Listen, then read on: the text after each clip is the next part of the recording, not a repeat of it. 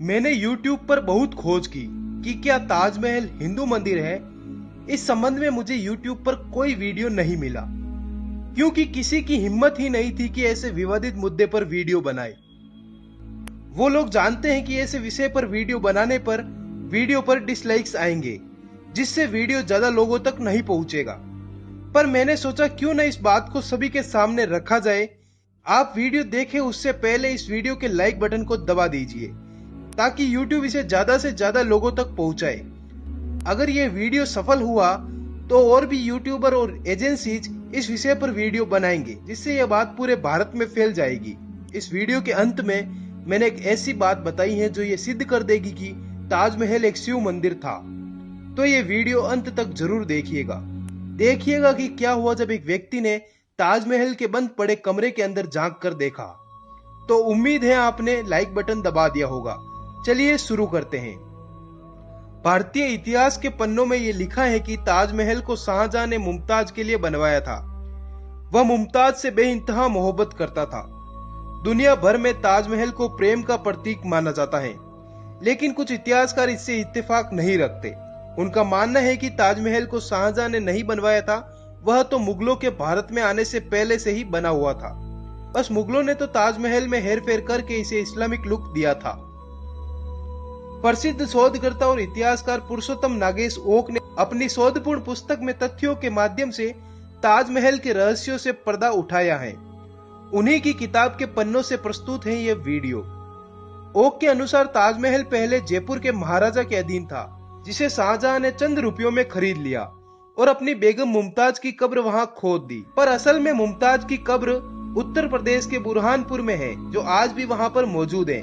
आप खुद जाकर देख सकते हैं। तो भला एक ही इंसान की दो कब्रें कैसे हो सकती हैं? शाहजहां अगर मुमताज से बेइंतहा मोहब्बत करते थे तो उनको अपने हरम में हजारों हिंदू महिलाओं को कैद करके नहीं रखना चाहिए था, और न ही उनको मुमताज के अलावा किसी और से विवाह करना चाहिए था। हाँ, ये बात ठीक है कि इस्लाम में एक से अधिक विवाह जायज है, पर इस्लाम में भी 3 विवाह तक जायज है। पर इन्होंने तो बीवियों की लाइनें लगा दी थी। इतिहासकार पुरुषोत्तम ओक ने अपनी पुस्तक में लिखा है कि ताजमहल के हिंदू मंदिर होने के कई सबूत मौजूद हैं। सबसे पहला सबूत यह है कि ताजमहल के मुख्य गुंबद के किरीट पर जो कलश है वह हिंदू मंदिरों की तरह है। आप स्क्रीन पर देख सकते हैं कि यह कलश बिल्कुल हिंदू मंदिरों की याद दिलाता है। यह शिखर कलश आरंभिक 18वीं सदी तक सोने का कलश था। सोने के कलश को अंग्रेज अपने साथ ले गए। अब यहाँ पर कांसे का कलश लगाया हुआ है। आज भी हिंदू मंदिरों पर स्वर्ण कलश लगाने की परंपरा है। यह हिंदू मंदिरों के शिखर पर आमतौर पर पाया जाता है। इस कलश पर चंद्रमा बना है। अपने नियोजन के कारण चंद्रमा एवं कलश की नोक मिलकर एक त्रिशूल का निर्माण करती हैं, जो कि हिंदू भगवान शिव का चिन्ह है। अब आप दिमाग दौड़ाइए कि हमने किताबों में पढ़ा है कि ताजमहल का निर्माण 1632 में शुरू हुआ था और हमारी बेगम मुमताज का इंतकाल तो 1631 में ही हो गया था। तो क्या एक बार 1631 में मुमताज को जमीन में दफना के 1632 में ताजमहल बना के वापस मुमताज को जमीन में से निकाल के ताजमहल में दफनाया गया? अब आप स्क्रीन पर इस फोटो को देखिए। कब्र के ऊपर गुंबद के मध्य से अष्ट धातु की एक जंजीर लटक रही है। ताजमहल में महादेव के शिवलिंग पर जल सिंचन करने वाला स्वर्ण कलश इसी जंजीर से लटका रहता था। उसे निकालकर जब शाहजहां के खजाने में जमा करा दिया गया था तो वह जंजीर ऐसे ही लटकी रह गई। उस पर लॉर्ड कर्जन ने एक दीप लटकवा दिया, जो आप आज भी देख सकते हैं। ताजमहल का वास्तविक नाम तेजो महालय था, जो शिव का एक मंदिर था। अब आप कहेंगे भारत में ऐसे अनेकों शिव मंदिर हैं जिनका तो तेज शब्द से कोई संबंध नहीं है, तो ताजमहल के ताज शब्द से तेज शब्द कैसे बना दिया? तो आप सुनिए। विश्वकर्मा वास्तुशास्त्र नामक प्रसिद्ध ग्रंथ में अनेक शिवलिंगों के बारे में बताया गया है। उसमें एक तेज लिंग के बारे में भी वर्णन आता है। तेज लिंग वही लिंग है जो ताजमहल में स्थापित था, और यह ग्रंथ हजारों साल पुराना है। आगरा को प्राचीन काल में अंगिरा के नाम से जाना जाता था, क्योंकि यह ऋषि अंगिरा की तपोभूमि थी। अंगिरा ऋषि भगवान शिव के बहुत बड़े उपासक थे। बहुत प्राचीन काल से ही आगरा में 5 शिव मंदिर बने थे। यहाँ के निवासी सदियों से इन 5 शिव मंदिर में जाकर दर्शन व पूजन करते थे। लेकिन अब कुछ सदियों से ये शिव मंदिर 4 ही शेष रह गए हैं।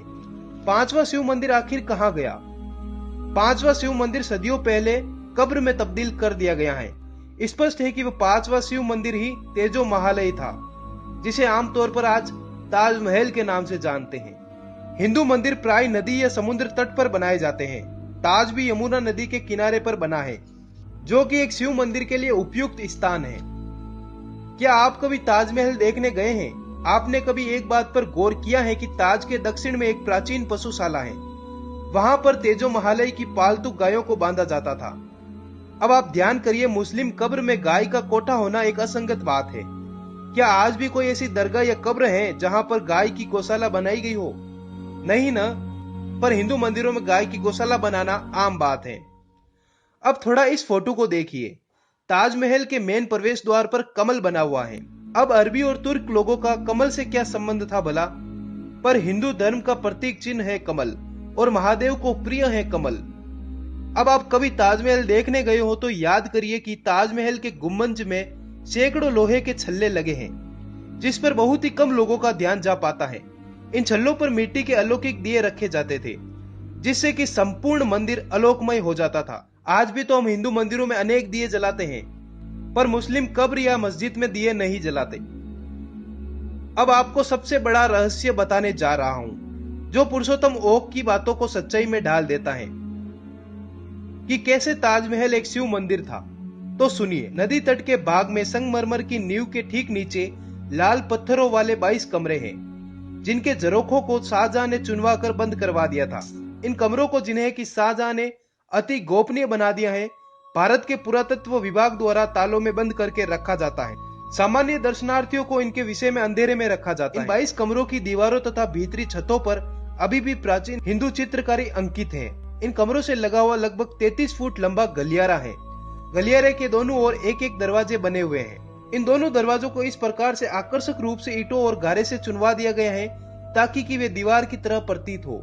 शाहजहां द्वारा चुनवाए गए इन दरवाजों को कई बार खुलवाया और फिर से चुनवाया गया है।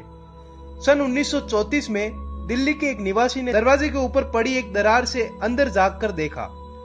उसने भीतर एक वृहद कक्ष और वहां के दृश्य को देखकर वह हक्का बक्का रह गया तथा भयभीत सा हो गया। वहां बीचों बीच भगवान शिव का चित्र था, जिसका सिर कटा हुआ था।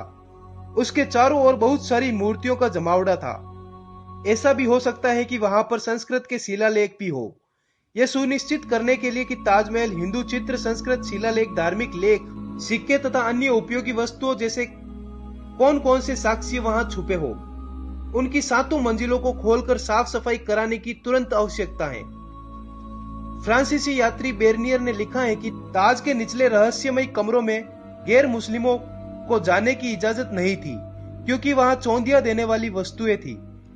यदि वे वस्तुएं शाहजहां ने खुद ही रखवाई होती तो वह जनता के सामने उनका प्रदर्शन गौरव के साथ करता, परंतु वे तो लूटी हुई वस्तुएं थी और शाहजहां उन्हें अपने खजाने में ले जाना चाहता था, इसलिए वह नहीं चाहता था कि इन्हें कोई भी देखे। नदी के पिछवाड़े में हिंदू बस्तियां, बहुत से हिंदू प्राचीन घाट और शमशान घाट बना हुआ है। यदि शाहजहां ने ताजमहल को बनवाया होता तो आप खुद सोचिए, तो इन सबको वह नष्ट जरूर करवा देता। अब सुनिए, 1932 में ताजमहल के इन कमरों को ढकने के लिए जो दीवार बनाई गई थी उसमें दरार आ गई थी, तो कारीगरों को बुलाया गया। एक कारीगर जब ईंट हटा रहा था तो उसकी नजर उस बंद पड़े कमरे पर गई जहां पर शिव जी के महाकाल रूप की पेंटिंग को उसने साफ साफ देखा। उसने ये बात वहां खड़े अंग्रेज अधिकारी को बताई। अंग्रेजों ने उन भारतीय कारीगरों को उसी दिन हटा दिया और वहां विदेशी कारीगर बुलाए गए। मतलब अंग्रेजों को भी पता था कि यहाँ पहले कोई विशाल शिव मंदिर था। पुरुषोत्तम ओक के अनुसार बादशाहनामा, जो कि शाहजहां के दरबार में लेखा जोखा की पुस्तक है, में स्वीकारोक्ति है कि मुमताज को दफनाने के लिए जयपुर के महाराजा जय सिंह से एक चमत्कार बड़े गुंबद वाला विशाल भवन लिया गया है, जिसका उचित मूल्य चुकाया गया है, जो कि राजा मान सिंह के भवन के नाम से जाना जाता है, जो हिंदुओं का पूजनीय स्थल है। जयपुर के पूर्व महाराजा ने भी अपनी बही में इसका जिक्र किया है कि 18 दिसंबर 1633 को जारी किए गए शाहजहां के ताज समूह को मांगने के बाबत 2 फरमान के विषय में लिख रखा है। यह बात जयपुर के उस समय के शासक के लिए गौर लज्जाजनक थी और इसे कभी भी आम जनता के बीच में पेश नहीं किया गया। तो धन्यवाद दोस्तों। मुझे पता है कि इस वीडियो पर बहुत से डिसलाइक आएंगे। ऐसे भी लोग हैं जो ये चाहते हैं कि यह विषय आम जनता के बीच में ना आए, इसलिए इस वीडियो पर डिसलाइक करके इस वीडियो को दबाया जाएगा, जिससे कि यह वीडियो ज्यादा लोगों तक नहीं फैल पाएगा। मेरा आपसे हाथ जोड़कर अनुरोध है कि आप इस वीडियो को जरूर लाइक करें, ताकि YouTube इसे और ज्यादा लोगों के सामने पेश करे, ताकि और भी इस विषय पर वीडियो बने और हमारा तेजो महालय फिर से स्थापित हो सके। पुरुषोत्तम ओक की बातों को मैंने आपके सामने रखा। आप खुद सोचिए, ताजमहल को ताजमहल कहा जाए या तेजो महालय। हर हर महादेव, जय महाकाल।